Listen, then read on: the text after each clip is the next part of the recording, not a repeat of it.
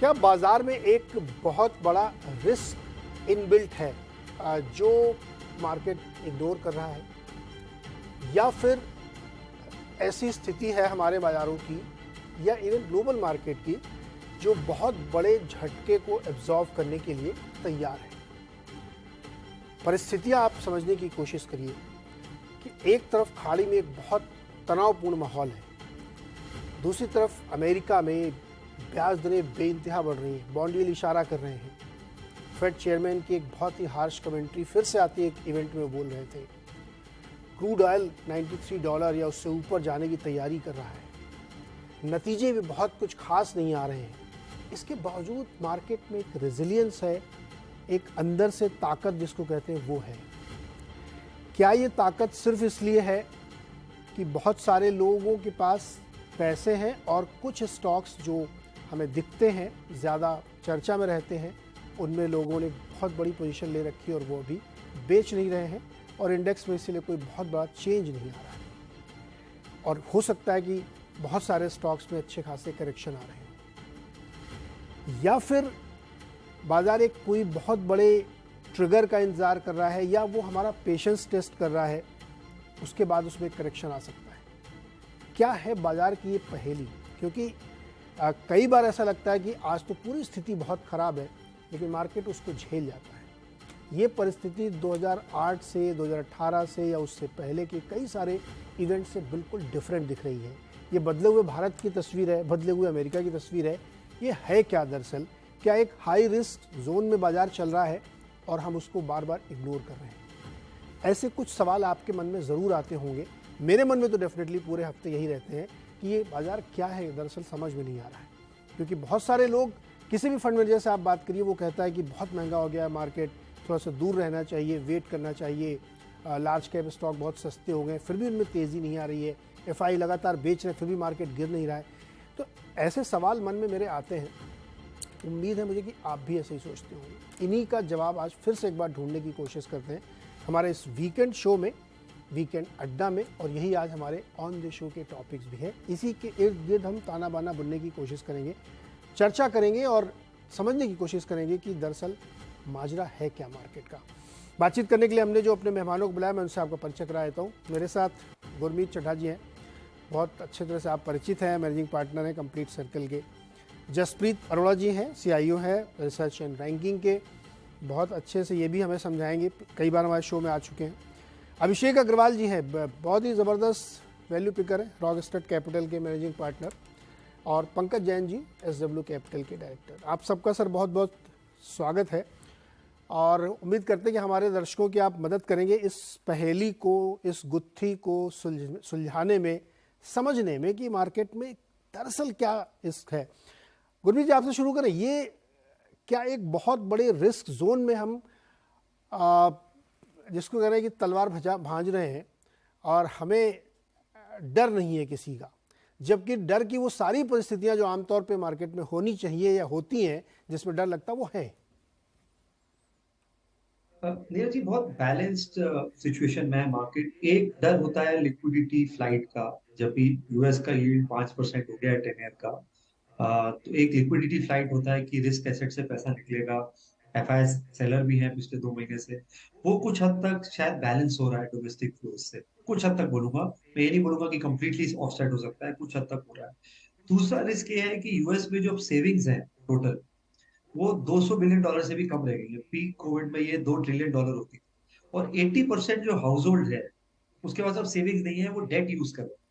तो credit card debt use कर रहे हैं, बाकी लोन्स ले रहे हैं। और हाउसिंग एक जो डेटा है वो थोड़ा मिक्स पिक्चर दिखा रहा है, क्योंकि जिनका फिक्स रेट था वो तो ठीक है।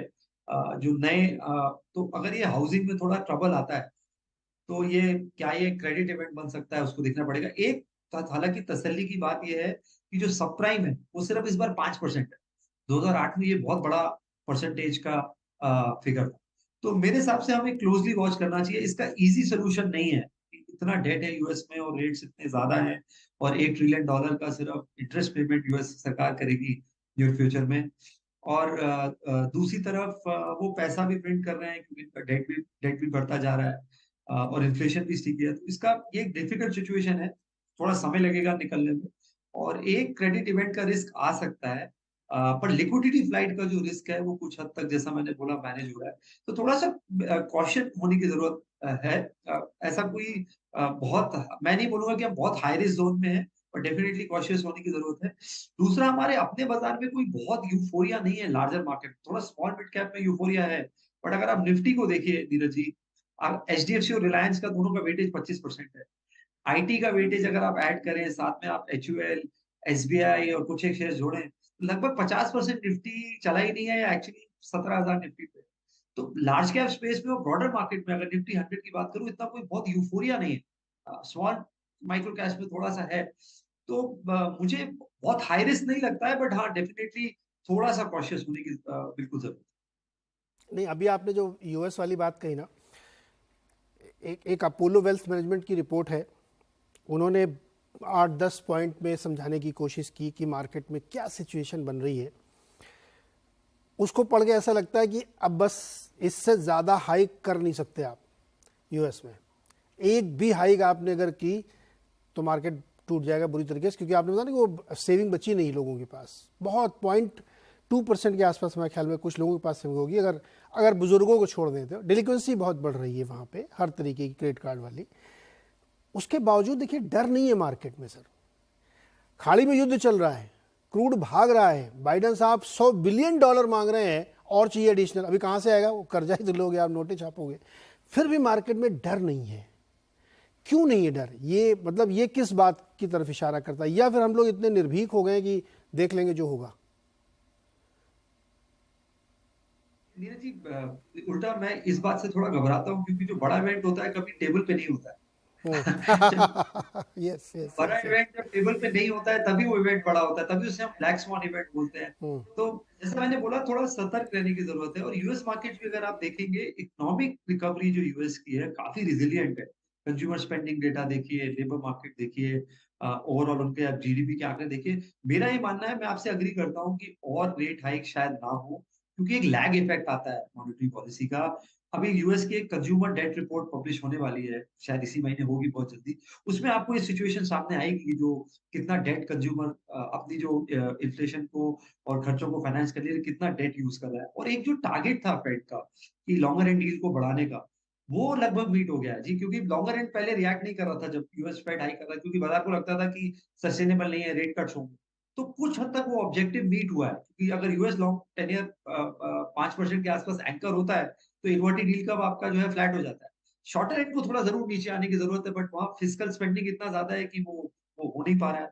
तो मेरा ये मानना, मैं आपसे एग्री करता हूँ, शायद पीक हमने देख लिया है फेड का। और थोड़ा-सा स्लो डाउन जो है वो बैक एंडेड होगा, तो हो सकता है कि फेड और हाइक ना करे या देखना चाहे 1-2 महीने before taking the next decision. Okay, ये एक पॉइंट ऑफ व्यू है डेफिनेटली। अग्रवाल साहब, आपको क्या लगता है, रिस्क जोन में है हम या सेफ जोन में है? नीरज जी, मुझे तो कहीं से भी कोई सेफ्टी वाली बात नजर आती नहीं है। लार्जली अगर मैं इस पॉइंट को एड्रेस करूं, जहां पे अभी तक हमारे मार्केट ने कोई बहुत बड़ा करेक्शन दिखाया नहीं है, जो कि इकोनॉमिक इंडिकेटर्स में high inflationary pressure, 5% US yield and further probability of increase of interest rates and high commodity price सब है। मुझे लग रहा है इट्स ओनली बिकॉज हमारी जो डोमेस्टिक डिमांड है वो अभी भी जो है बहुत रिजिलियंट है against the global markets and strong है। देयरफॉर अगर मैं जीएसटी कलेक्शंस को देखूं तो वो सारे नंबर अभी भी स्ट्रॉन्ग आ रहे हैं। सो देयरफॉर इमीडिएट ट्रिगर ऐसे नहीं बन रहा है कि कोई ऐसी कोई फंडामेंटल में बदलाव हुआ हो जिसको देखे इमीडिएटली मार्केट करेक्शन मोड में चला जाए। हाउएवर, ये जो सर्कमस्टेंस है जिसमें अभी ये पूरी चीज बनी हुई है, जहां पे हम देख रहे हैं नेक्स्ट ईयर इलेक्शंस हैं एंड टिपिकली इलेक्शन से पहले जहां पे इस तरह की अगर कोई रैली ऑलरेडी एक लेवल पे हो चुकी है तो वहां पे मार्केट वापस एक रैली नहीं देता है। मुझे लग रहा है यहाँ पे एक कंसोलिडेशन फेज में मार्केट रहेगा। अपसाइड जो है वो मुझे लिमिटेड लग रही है एंड यहाँ से अगर मार्केट 5-10% करेक्ट भी हो जाए, specially mid and small cap, then I won't be surprised. Because जो रैली हमने पहले भी कई बार शोज में मैंने ये बार बार चर्चा कही है कि ये कुछ हिस्टोरिक जैसा हुआ है। एंड क्योंकि एक एफआई की एक इनफ्लो एक मिड स्मॉल कैप में कई अरसों के बाद आई, और वहां पे टिपिकली जो है आपके पास एक लिक्विडिटी इतनी होती नहीं है, क्योंकि छोटे मझोले शेयर होते हैं, लार्जली कॉर्नर्ड होते हैं, इसलिए प्राइस के अंदर में हमने इतना बड़ा जंप देख लिया है। बट हाल एंड फिलहाल अगर हम मार्केट की चाल को देखें, तो जहां पे एक दिन मार्केट ऊपर जाता है, 2 दिन के बाद वापस करेक्शन आ जाता है, इसलिए ये भी एक इंडिकेशन है। दूसरी बात सबसे इंपॉर्टेंट, हम जैसे यहाँ पे आते हैं और चर्चा करते हैं, सी मार्केट जब ऊपर जाता है या मार्केट जब नीचे जाता है, तो ये कोई टाइम नहीं कर सकता, it is not a immediate action to reaction, but माहौल बनता है, कुछ चीजों की इंडिकेशंस आती है, और फिर हम उसे वॉच करते हैं और फिर देखते हैं कि ट्रेंड कहाँ पे मूव हो रहा है। सो अभी जिस तरह की एनालिसिस चल रही है हमारी अंडरस्टैंडिंग में, मेरे हिसाब से एक ट्रेंड दिख रहा है कि मार्केट के अंदर में अपसाइड से ज्यादा अब एक कंसोलिडेशन या थोड़ा बहुत डाउनसाइड दिखता है, because of the economic geopolitical tensions भी जो चले जा रहे हैं, जो एक्सेलरेट हो रहे हैं। पहले मुद्दा सिर्फ रशिया या यूक्रेन का था, अब तो यहाँ पे जो कि हमें पता ही है कि क्या हो रहा है इसराइल में एंड हमास के बीच में, but it's not about Israel Hamas, now is going beyond them. And धीरे धीरे करके अब ये एक पॉलिटिक्स, जो कंट्री की पॉलिटिक्स है वो वहां पे आएगी, तो कई जगहों पे हो सकता है सैंक्शंस आए, हो सकता है करेंसी के अंदर में मूवमेंट्स आए, बहुत सारी चीजें हैं जिसकी आशंकाएं हो सकती है। एंड देयरफॉर मेरे राय में हमें एक सतर्क रहने की जरूरत है, और कोई भी फ्रेश एलोकेशन करने से पहले मुझे लग रहा है कि कुछ कैश पे रह के एक थोड़ा सा करेक्शन देख के ही इन्वेस्ट करें। एक तरह का जो अभी किसी का तेजी का ट्रेंड चल रहा है, उसमें कैरिड अवे होने की अब कोई जरूरत नहीं है। मार्केट ने बहुत बड़ी रैली लास्ट 8 महीने में दे दी है, और अब थोड़ा सा रुकने का समय आ गया है। अभिषेक, बहुत इंटरेस्टिंग बात आपने कही, लेकिन आखिरी में आपने एक जो शब्द यूज किया ना, कैरिड अवे होने की जरूरत नहीं है। मार्केट की जो मनोविज्ञान है, जिस साइकोलॉजी में हम लोग प्ले करते हैं, हम लोग मतलब खास तौर में भारत के लिए कह सकता हूँ, अमेरिका भी चलो जोड़ लीजिए, उसको भी मैं रोज ट्रैक करता हूँ, हम लोग ट्रिगर हैप्पी लोग हैं।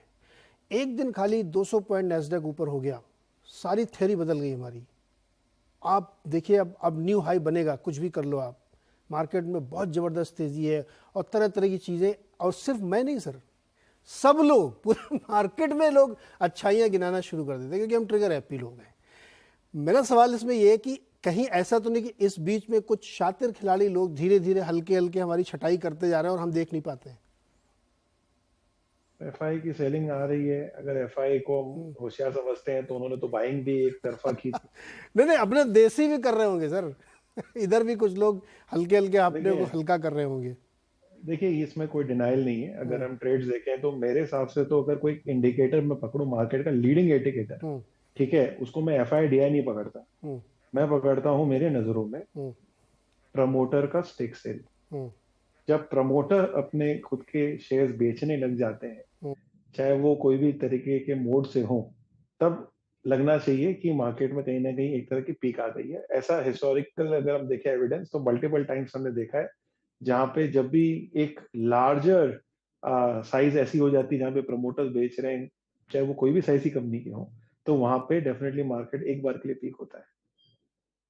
ओके, अब जसप्रीत जी के पास चलते हैं। जसप्रीत जी, वो क्या लीड इंडिकेटर है जो इस समय मार्केट को पकड़ रहे हैं, जिसके जरिए वो कुछ भी हो सकता है, तेजी का, मंदी का, सावधानी का, व्हाटएवर, क्या चीज़ आप एक जिस पर आपकी नज़र बनी रहती कि मुझे, जैसा अभी अग्रवाल जी ने कहा कि मैं तो देखता हूँ प्रमोटर क्या कर रहा है, आप क्या देख रहे हैं इस समय बाजार में? Thank you for inviting us and good evening everyone.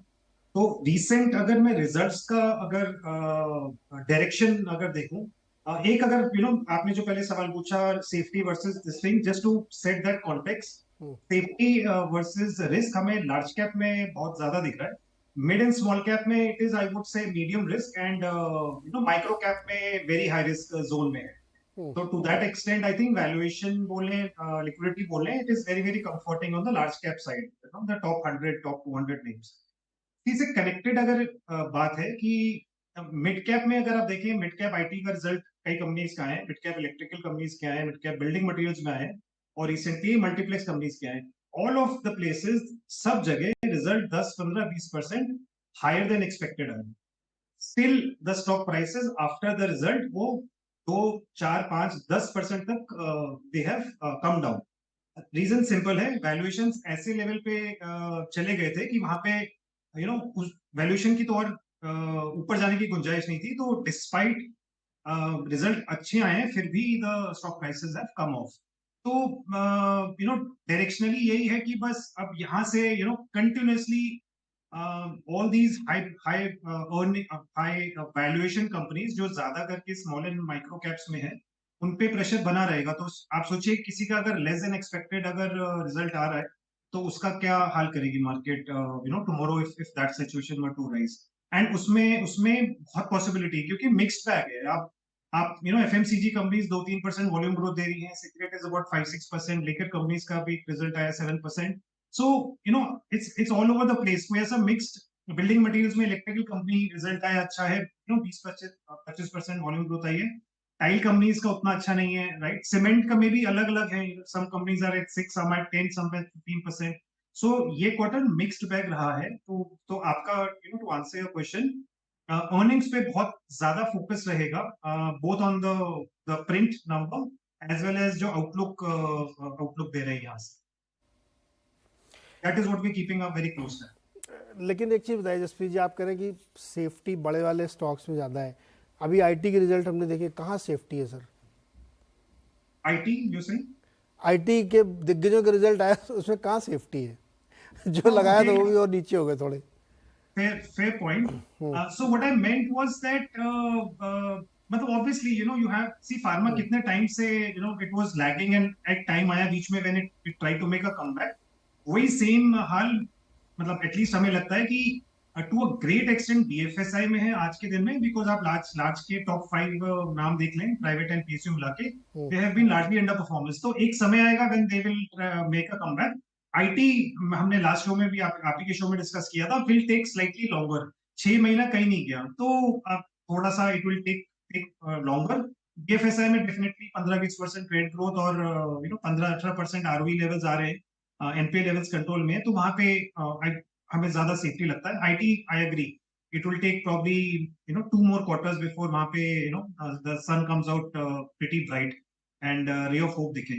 तो we are largely underweight on IT और बीएफएसआई और pharmaceuticals and select consumer discretionary हमारा ज्यादा समय we are trying to be overweight. Okay, Pankaj ji, क्या मार्केट ट्रेडमिल पे चल रहा है? नमस्कार नीरज जी। नीरज जी, 4-5 टिप्पणियां हैं मेरी। I been hearing to what my colleagues have been saying और जो हम मार्केट में देख रहे हैं। और आपने अभी कार्यक्रम के शुरू में एक सेंटेंस आप गुरमीत जी से डिस्कस कर रहे थे, क्या is there something bigger on the table, क्या कुछ ऐसा आने वाला है? और उस संदर्भ में गुरमीत जी ने कहा कि जो बिगर कोई इवेंट आता है तो वो बता के नहीं आता, टेबल पे दिखता नहीं है।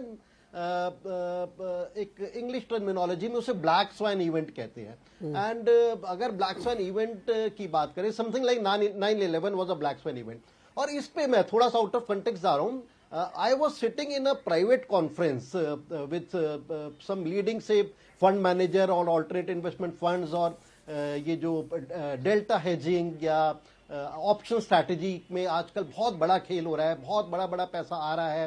And people have been making money, people have been making returns इसमें करीब 18% से लेके 48% तक लोग बाग कंसिस्टेंट रिटर्न बना रहे हैं पिछले 3-4 साल में। But what I was arguing with them and I think most of them agreed कि इसमें कोई भी strategy on a intraday basis if we encounter a black swan event, I think they were not fully hedged. और जो generation इसमें ज्यादा काम कर रही है, maybe they have not seen that black swan event. So I think वो एक आई थिंक मार्केट थोड़ी कॉम्प्लेसेंट हो गई। What I am trying to say कि मार्केट इस टाइम थोड़ी सी कॉम्प्लेसेंट हो गई है, और complacent because of liquidity flows हो गई है। The kind of domestic liquidity we are seeing, हम अपने यहां भी देख रहे हैं और जनरली देख रहे हैं, आप भी रोज डाटा देखते हैं, म्यूचुअल फंड्स के एसआईपीस के डाटा देख रहे हैं। I think domestic liquidity is something which is enormous and which is keeping the market afloat. मैं ये नहीं कह रहा कि मार्केट बहुत महंगी हो गई है। I think there are still serious pockets of stock, serious pockets of sector जहां पर हमारे को लगता है कि अभी भी सेफ्टी नेट रहेगा। But on a risk reward ratio अगर हम करें तो डेफिनेटली आई थिंक मार्केट थोड़ी सी स्टिकी है, मार्केट में शायद इस टाइम रिस्क ज्यादा है, रिवॉर्ड कम है, बट कुछ एक सेक्टर्स अभी भी हमारे को काफी अच्छे लगते हैं। So I think this is domestic liquidity. और हमें दो तीन जो चिंताएं हैंगी जो हमारे को नजर आ रही हैं, जिस तरह से हम कल भी देख रहे थे यूएस फेड के चेयरमैन जिस तरह कमेंट कर रहे थे कि मुझे अभी नहीं लगता कि इंटरेस्ट रेट टॉप आउट हो गए, अभी भी मेरे को लगता है कि ग्रोथ काफी ज्यादा है, इन्फ्लेशन ज्यादा है, and I have to moderate this growth. और ये डाटा में भी आ रहा है, डाटा में भी आ रहा है, डजंट मैटर कि लोग बाग इस टाइम अपने सेविंग्स खत्म कर चुके हैं, डेट मनी से कर रहे हैं, बट आई थिंक अभी भी जिस तरह का एक सेल्स डाटा यूएस जैसी मार्केट से आ रहा है बहुत ही इनॉर्मस आ रहा है, and that does not auger well. और जिस तरह से अगर हम देखें, अगर वहां पर यूएस में 4.5-5% पे डॉलर टर्म्स में आपको अगर रिटर्न्स मिल रहे हैं और यहां पर रुपी टर्म में आपके रिटर्न 7-7.5% है, तो आरबीआई को भी बहुत ज्यादा क्वेश्चन नहीं है। अगर वहां पर इंटरेस्ट रेट थोड़े से और बढ़ते हैं तो it's just a matter of time, RBI governor कुछ भी करें, फ्लाइट ऑफ कैपिटल ना हो, उनको रोकने के लिए इंटरेस्ट रेट यहां भी बढ़ाना पड़ेगा। So it's a complex scenario, it is a catch 22 situation. Not to forget, 1-1.5 महीने बाद we are running into 5 major state election, और जिस तरह के एक पोल्स में रुझान आ रहे हैं, आई थिंक बहुत एनकरेजिंग रुझान रूलिंग पार्टी के लिए नहीं आ रहे हैं। So these are kind of things which are there. और जहां तक आप सेफ्टी नेट की बात कर रहे थे, आप एक और शब्द यूज कर रहे थे, सेफ्टी नेट। अगर जो भी इन्वेस्टर पिछले 1-1.5 साल में सेफ्टी नेट स्टॉक्स में जा रहा था, though we don't discuss individual stocks, but if we could name a stocks like something like Reliance Industries, something like HDFC Bank, something like Kotak Bank, something like Hero Honda, I think uske returns have been closer to zero, negligible returns. तो safety net में पिछले दिनों market में कुछ भी नहीं दिया, but अच्छे क्वालिटी मिड कैप ने they've given returns of anywhere from 20% to 50%। तो जिस तरह से money small cap mid cap में आ रहा है, तो I think it's a catch 22 situation. We have been advising our clients कि आप थोड़ा सा कैश पे बैठो, जहां पर अच्छे प्रॉफिट्स हो उनको बुक करो, maybe wait for a while, थोड़े दिन के लिए बैठो, and let's see how the things unfold in next 2-3 months. So I am not very gung ho from current kind of levels, but मेरे को लगता है कि बहुत डीप रूटेड करेक्शन भी राउंड द कॉर्नर नहीं है, and we may see some signs of stagnation, some kind of time bound correction for next couple of weeks. Okay, लेकिन एक चीज़ और छोटा सवाल आपसे चाहिए। बीच बीच में हम लोग देखते हैं कि ब्लिप आते हैं, और वो ब्लिप इस तरह के होते हैं जो सेंटिमेंट थोड़ा चेंज करने की कोशिश करते हैं। जैसे रियल एस्टेट को ले लीजिए आप, जब पॉलिसी अनाउंसमेंट हुआ अपने भारत में, उसके बाद आप देखिए रियल एस्टेट में एक नई तरीके की थ्योरी बनी, और फिर से उसमें एक बड़ी रैली हमने देखी अक्रॉस द बोर्ड, और पूरा जो कॉन्टेक्स्ट पहले चला था बिल्कुल वो उसी तरीके से सेट होता हुआ दिखा।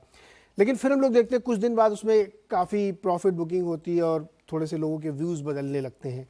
तो जो भी मैंने चारों लोगों से सेकंड क्वेश्चन में यही बात पूछी कि क्या कुछ इनविजिबल हैंड्स हैं जो धीरे धीरे अपनी पोजीशन कम कर रहे हैं और हमारा रिटेल इन्वेस्टर समझ नहीं पाता इस बात को?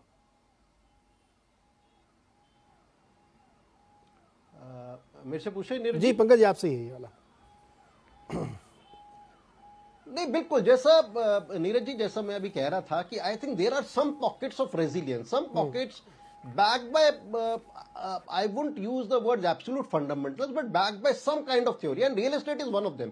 जिस तरह की K-shaped रिकवरी हमने रियल एस्टेट में देखी है, जिस तरह के अब डाटा आ रहे हैं, जिस तरह के हम देख रहे हैं कि प्राइसिंग जो इनपुट है, प्राइसिंग पावर जो एक डेवलपर्स को मिल गई है, खासतौर से अगर मैं नॉर्थ की बात करूं, सिटिंग अराउंड इन दिल्ली, जिस तरह की प्राइसिंग पावर आज के दिन डीएलएफ के पास है। There was a article just about 4-5 days back कि 100 करोड़ के लग्जूरियस अपार्टमेंट्स ट्रेड हो रहे हैं, which were sold at about 25-30 crore say 7-8 years back.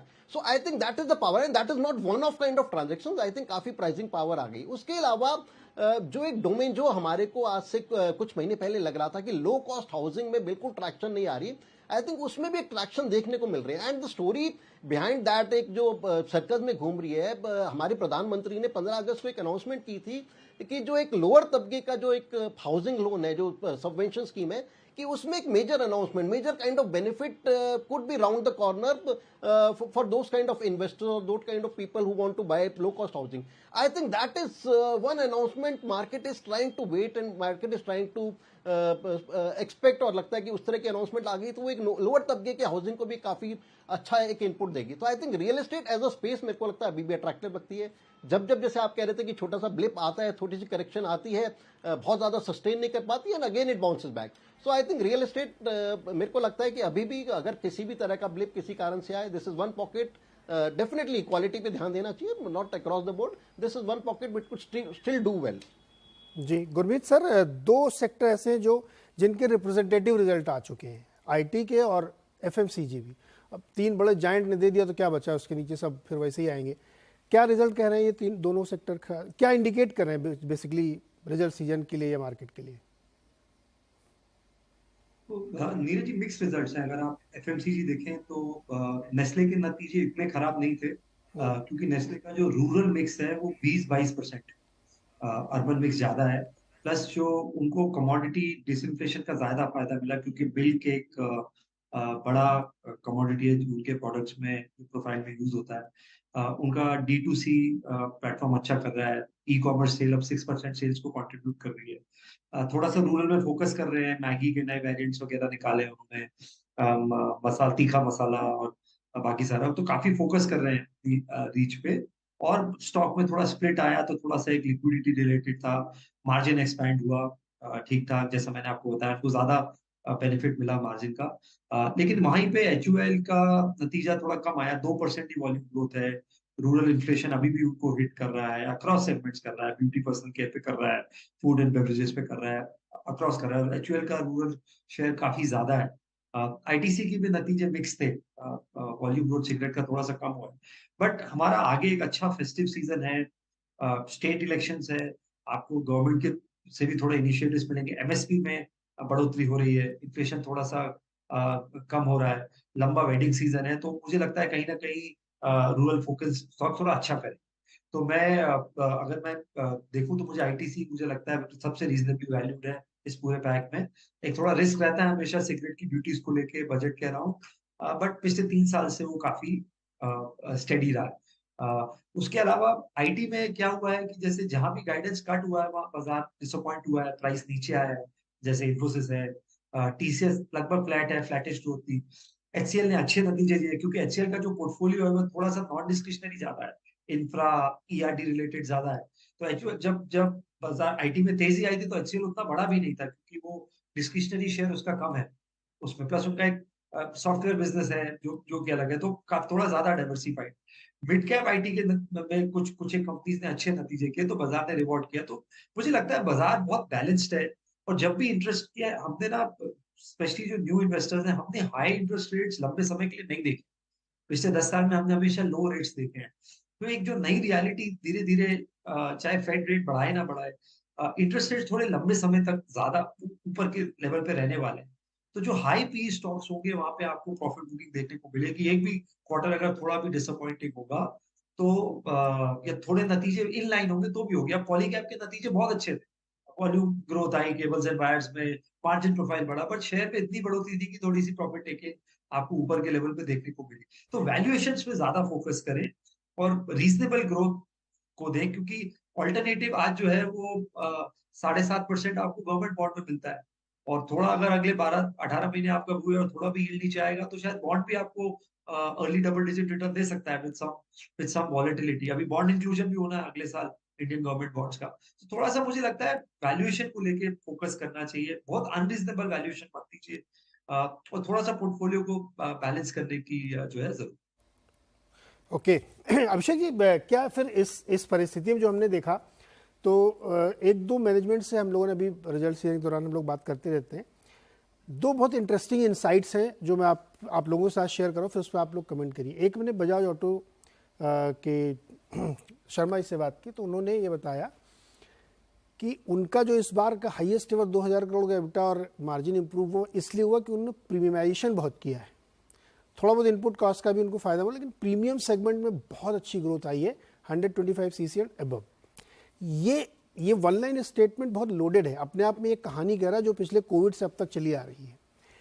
दूसरा हमने बात की जो कीस्टोन रियल्टर्स के रुस्तम जी, उनसे मैंने बात की जब, तो उन्होंने ये बताया कि 2 ब्रैकेट में वो डील कर रहे हैं, 1 से 3 करोड़ और 3 से 7 करोड़ के फ्लैट्स में, और उसमें धुआंधार डिमांड है, कोई दिक्कत नहीं है.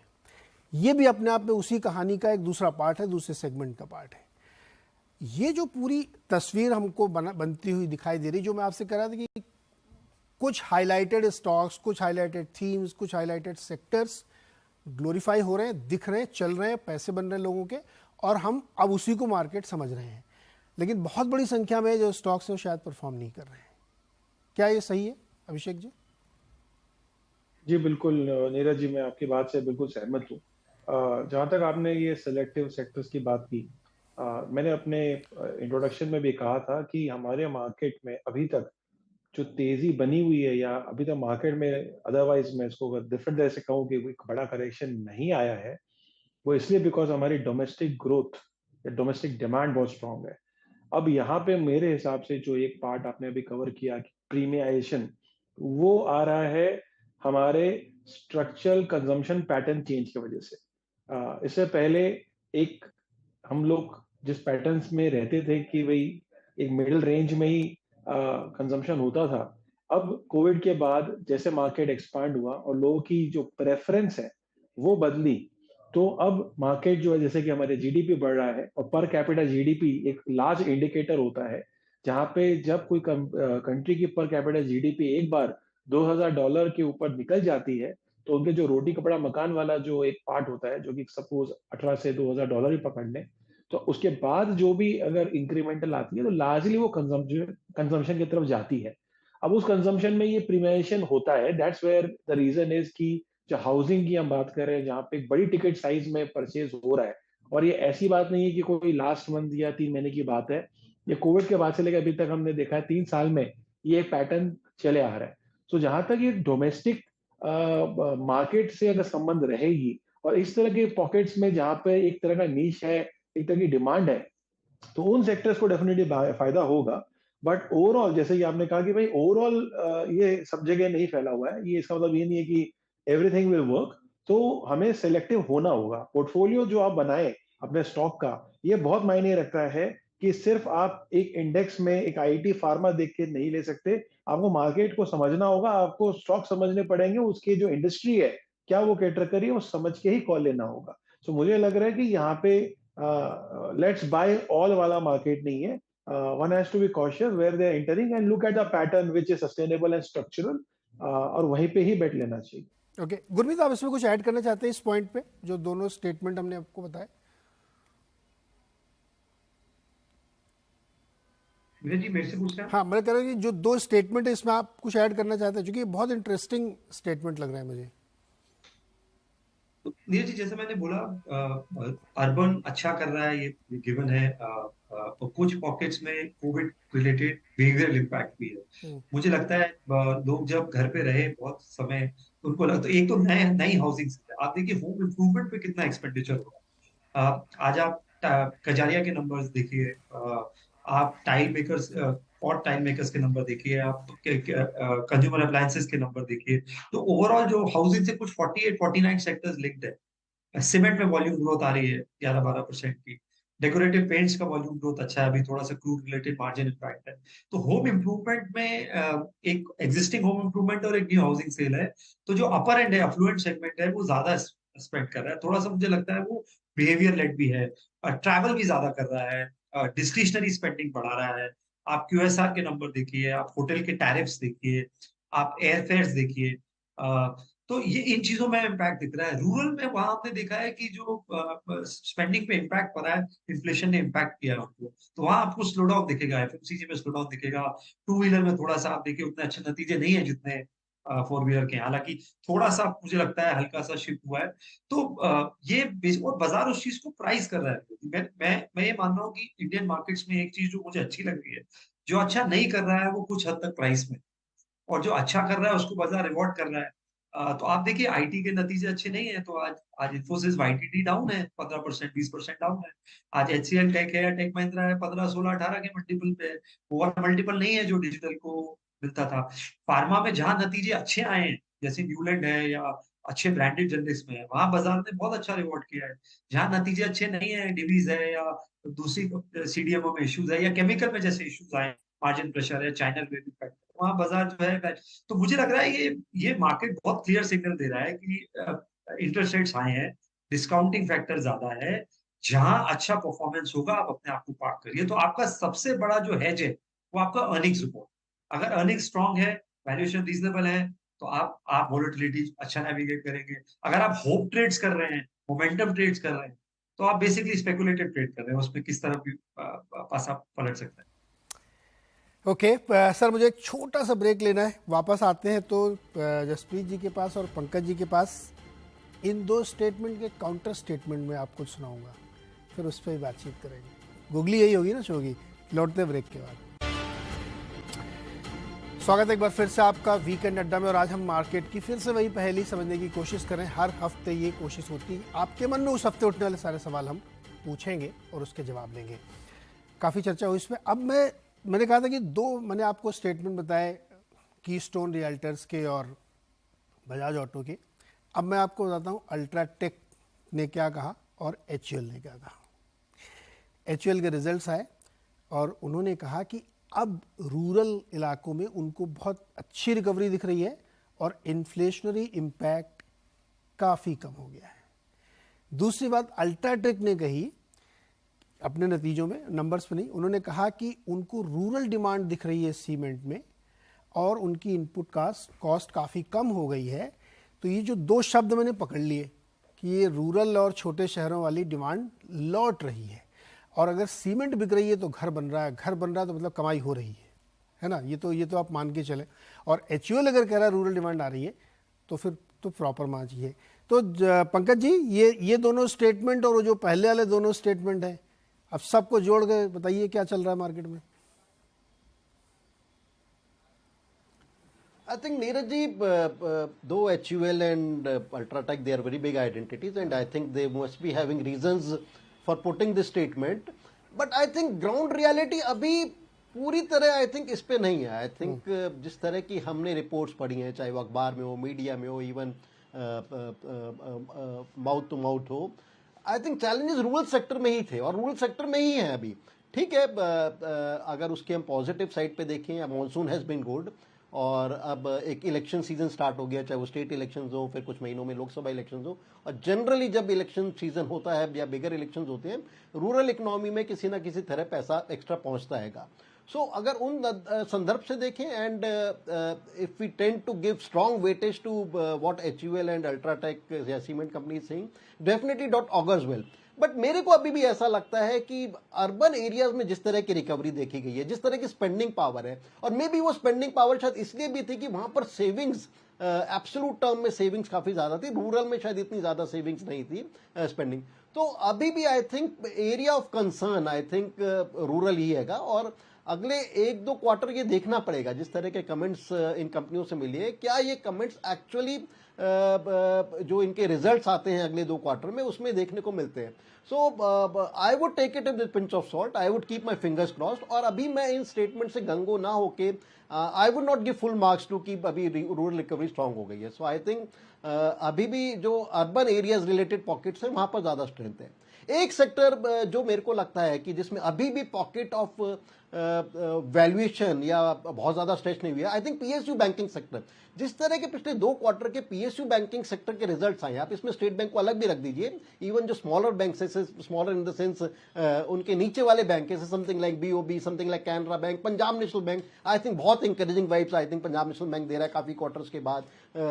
यूनियन बैंक ऑफ इंडिया की बात करें, इंडियन ओवरसीज बैंक की बात करें, काफी इंकरेजिंग रिजल्ट्स आ रहे हैं। और मेरे को लग रहा है जिस तरह का quality of management in banks में आ गया, आई वाज रीडिंग आर्टिकल कि इन 7-8 बैंक्स में अब जो टॉप मैनेजमेंट है काफी यंग मैनेजमेंट है, they have another 4, 5, 6 clean years to go, and वो एक कंसिस्टेंट इन पॉलिसी देखने को मिलती है। और उसके अंदर मैं आई थिंक एक मार्केट में भी एक थीम है कि गवर्नमेंट इंटरफेरेंस अब काफी कम हो गई है PSU बैंक में।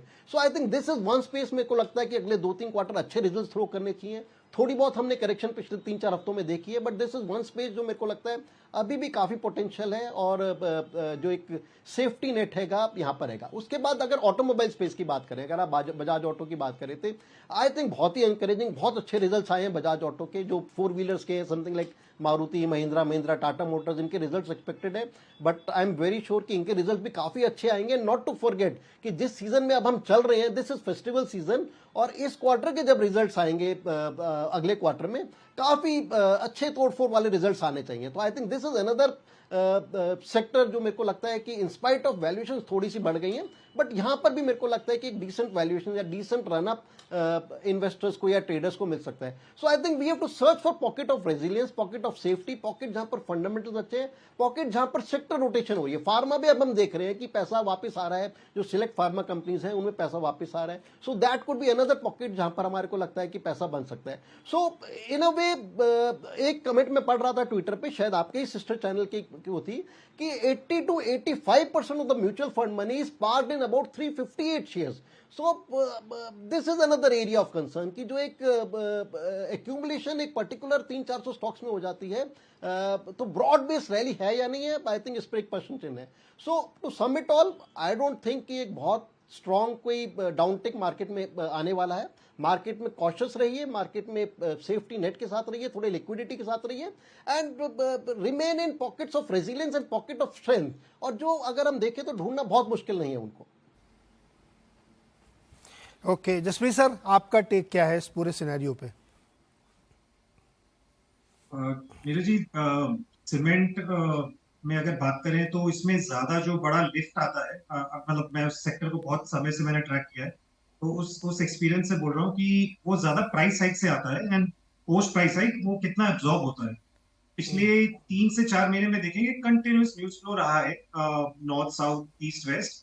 रिसेंटली अगेन साउथ में हुआ है कि प्राइस हाइक्स हो रहे हैं, to some extent absorbing, but वो हर बार इट गेट्स रिवर्स्ड क्योंकि मार्केट एब्जॉर्ब नहीं कर पाता है.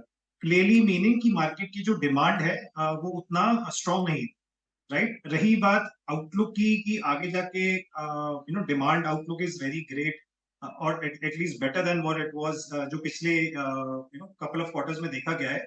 I would largely agree with that, and मुझे उस स्पेस में उतनी प्रॉब्लम नहीं है, या ये reasonably positioned there. Price hikes अच्छे हैं, कॉस्ट प्रेशर्स थोड़ा बहुत नीचे आ रहे हैं, and we are obviously hitting, हम जो अगला सेकंड हाफ है that is the construction season, and obviously pre election थोड़ा बहुत लिफ्ट होता है, तो उस हिसाब से सीमेंट थोड़ा सेफ जोन लग रहा है. एफएमसीजी में I have my doubts, specially जो लीडर्स का जो ग्रोथ, स्पेशली जो नाम आपने लिए एंड उनका जो आउटलुक रहा है हिस्टोरिकली, और जो डिमांड पैटर्न रहा है, वो बहुत एक्साइटिंग नहीं रहा है. वो कहीं ना कहीं कुछ ना कुछ एक इवेंट होता है जिसकी वजह से वो डिमांड आउटलुक उतना नहीं आता है अच्छा. एंड ले दे के बाद वो मतलब अभी 2% पे है, तो वो कितना ही मतलब अच्छा हो जाएगा, 2 का 3 होगा या 4 होगा ना, स्विंग कितना ही बड़ा हो जाएगा. बट मार्केट तो दे लुक फॉर एरियाज जहाँ पे वॉल्यूम ग्रोथ 8-10-12% वाले पॉकेट्स बहुत है मार्केट में, right. We spoken about in electrical space देख लीजिए, टाइल्स देख लीजिए, बिल्डिंग मटेरियल ओवरऑल बहुत पॉकेट्स हैं जहाँ 8-10-12% वाले बहुत है. तो FMCG in particular, the rural FMCG में हमारा बहुत ज्यादा एक्साइटमेंट नहीं है. मैनेजमेंट चाहे जितना भी एक्साइटेड हो उस स्पेस को. ओके, तो डॉट कनेक्ट नहीं हो रहा है भाई ठीक से. अग्रवाल जी, डॉट कनेक्ट नहीं हो रही है, ये कहानी बैठ नहीं रही ठीक से. अभिषेक जी, क्या किया जाए? ये पॉइंट क्या है कि रूरल रीजन के बेसिस पे आप एक स्ट्रक्चरल चेंज आ गया सिस्टम में, और अब ये डिमांड सस्टेनेबल रहेगी, इसका कॉल नहीं ले सकते, बिकॉज इन्फ्लेशनरी प्रेशर को भी ध्यान में रखना पड़ेगा. अल्टीमेटली हमें ये भी देखना है कि कंपनियां मार्जिन सस्टेन करनी चाहिए, ग्रोथ आनी चाहिए एंड प्रॉफिट बनानी चाहिए. अगर फाइनली ग्रोथ आ रही है और बॉटम लाइन ऐड अप नहीं होगा, तो आपकी वैल्यूएशन किस बेसिस पे जस्टिफाइड होगी? है बार बार अगर हम देखें आज पूरे डिस्कशन में हर पैनलिस्ट ने वैल्यूएशन को लेके कंसर्न जताई है, और वैल्यूएशन तब सस्ते होते हैं जब आपके नीचे प्रॉफिट लाइन बढ़ती है. और अभी हमने एग्जांपल एफएमसीजी के स्टॉक्स के लिए, वहां पे आप देखिए अगेन आईटीसी के अंदर में जहां पे टॉप लाइन की एक ग्रोथ है, मगर बॉटम लाइन के अंदर में लार्जली वो फ्लैट आउट हो रहा है. ईयर ऑन ईयर ग्रोथ है, but quarter on quarter sequentially again is flat out. So यहां से कंसर्न बैठ रहा है मार्केट में कि डिस्पाइट आपके पास एक डिमांड आ रही है, but then how do you tackle the inflationary pressure which is eating up your margins, and already market के रन अप पे आपकी वैल्यूएशन एक्सपेंसिव हो गई है, तो फिर आगे की रैली सस्टेनेबल कैसे हो? सो इसलिए मुझे लग रहा है कि यहाँ पे यही रीजन है कि ये एड अप क्यों नहीं हो रहा है, कि एक तरफ मैनेजमेंट भले ही बुलिश हो, मगर मार्केट शायद जो है उसका व्यू थोड़ा डिफरेंट है, because we have to combine all the factors and not look only in isolated statements. Okay, market moody है, अभी उसका मूड नहीं है इन चीज़ों की डिस्काउंटिंग लेने का. जैसे गुरमीत सर, आईटी देखिए आप, नतीजे अच्छे, आउटलुक खराब, गाइडेंस वाइडेंस काट कर दिया है ना. अभी अगले क्वार्टर में, 2 क्वार्टर में, 3 क्वार्टर में क्या होगा। तो जैसे फंड मैनेजर से जब आप बात करिए तो पिछले 7, 8, 10 क्वार्टर से मुझे लगता है वो आईटी पे थोड़ा दूरी बनाए हुए हैं।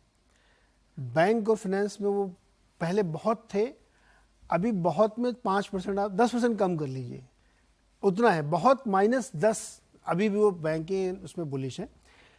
मेरा इसमें सवाल ये है इन दोनों सेक्टर्स को लेकर के, दोनों का थ्रेड एक ही है, रेट, पैसा, सस्ता पैसा।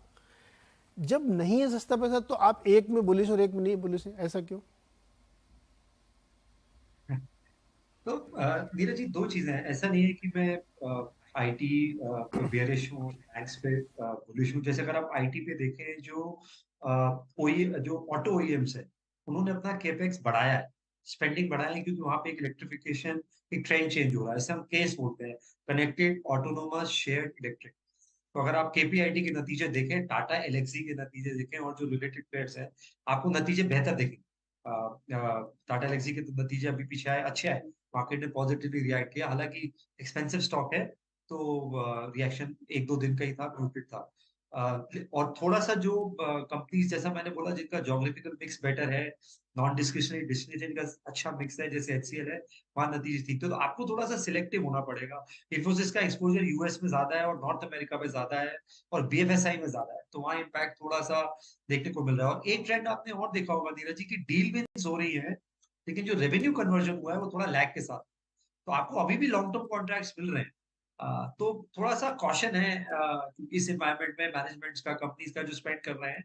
तो मुझे नहीं लगता है कि जो बेसिक ट्रेंड है डिजिटाइजेशन ऑफ बिजनेस का या एआई रिलेटेड डिस्ट्रप्शन का, उसमें कुछ बदलाव आया है। शॉर्ट टर्म मूवमेंट्स होती है, हर हर बिजनेस एक अच्छे साइकिल से, खराब साइकिल से निकलता है, और जब साइकिल खराब होती है तभी आपको भाव अच्छा मिलता है। तो मुझे लगता है सिलेक्टिवली मैं कंस्ट्रक्टिव हूँ आईटी को लेके। और जैसा मैंने बोला, बहुत सारे नेगेटिव न्यूज कुछ हद तक प्राइस में है। बैंक्स में भी आप देखिए, जिस बैंक का लायबिलिटी ग्रोथ अच्छा है, जिस बैंक ने क्रेडिट अंडरराइटिंग अच्छी करी है, वहां पे बाजार जो है कंस्ट्रक्टिव है। चाहे वो फेडरल बैंक है, हमने आईडीएफसी फर्स्ट को देखा बहुत अच्छा करते हुए पिछले 1-2 साल में, क्योंकि बैलेंस शीट ट्रांसफॉर्मेशन हुआ। कुछ पीएसयू बैंक्स ने बहुत अच्छा किया, बैंक ऑफ महाराष्ट्र ने बहुत अच्छा किया। वहीं हमने देखा एचडीएफसी में थोड़ी सॉफ्टनेस रही ग्रोथ में। एसबीआई में भी 1% ग्रोथ ही आई लास्ट क्वार्टर लोन ग्रोथ में। तो मुझे लगता है कि बाजार सिलेक्टिव है, और पूरे सेक्टर को बोलना कि ये पॉजिटिव है, नेगेटिव है, ये सही स्ट्रेटेजी नहीं होगी। आप ऑटो में देखिए, एक तरफ टीवीएस और बजाज अच्छा कर रहे हैं, मार्केट शेयर गेन कर रहे हैं, वहीं हीरो ने मार्केट शेयर करीबन 3.5% लूज किया है। वो अभी भी 125 सीसी सेगमेंट में, जो प्रीमियमाइजेशन सेगमेंट है, चेंज नहीं उसको किया ना, नहीं, उन्होंने अपने आप नहीं को लेकर। चेंज नहीं किया। हार्ले डेविडसन को बहुत बाद में लाए, वो बजाज और टीवीएस बहुत पहले समझ गए थे कि गेम बदल रहा है। लेकिन आप कंटिन्यू करिए। फिर मेरा उसी में सवाल है कि एचडीएफसी की क्या कहानी भाई, इसका तो मतलब कुछ समझ में नहीं आ रहा है, रिजल्ट भी समझ में नहीं आया था मुझे। मुझे लगता है नीरज जी, 2-3 कारण है। एक कारण है कि जो इंटीग्रेशन हुआ, उसके बाद मैनेजमेंट ने एक एनालिस्ट मीट करी, उसमें बताया कि थोड़ा सा बुक वैल्यू कम हुई है, क्रेडिट क्वालिटी में थोड़ा सा, क्योंकि इंटीग्रेशन के बाद हल्का सा स्ट्रेस आया है। और निम्स पे प्रेशर आएगा, क्योंकि आप एचडीएफसी के जो बल्क डिपॉजिट्स हैं, उसको आपको रिप्लेस करने में बैंक के टाइम लगेगा। उसके अलावा 23-24 लाख करोड़ की बैलेंस शीट है, उसको सस्टेनेबली 20% ग्रो करना, मतलब एक कोटक और एक फेडरल बैंक हर साल ऐड करना, तो इतना आसान नहीं होगा। और बट वैल्यूएशंस रीजनेबल हो गए हैं, तो मुझे लगता है एक लैग के बाद बैंक को अच्छा करना चाहिए। गोल्ड स्टैंडर्ड क्रेडिट अंडरराइटिंग है, ये टेम्पररी ब्लिप्स है। और आप देखिए, एक सर्टेन प्राइस पे आके शायद अब वो ज्यादा रिएक्ट नहीं कर रहा है, जो 1500 से 40-50 का एक रेंज है।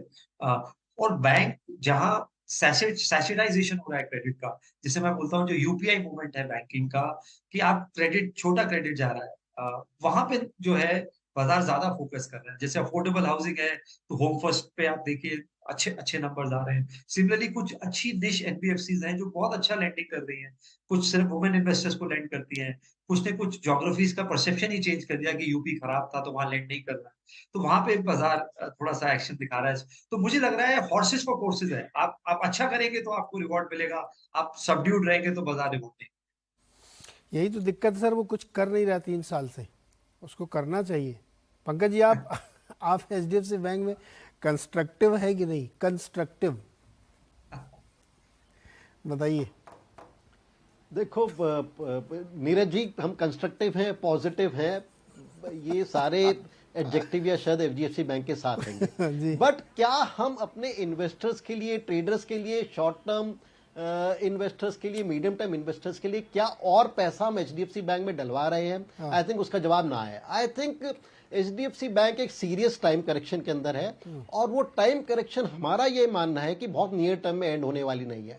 And there are plenty of options available in the market with decent kind of safety, क्योंकि एक आर्गुमेंट जो एचडीएफसी फैंस का रहता है कि you will not get this kind of safety, this kind of fundamental, at this kind of pricing.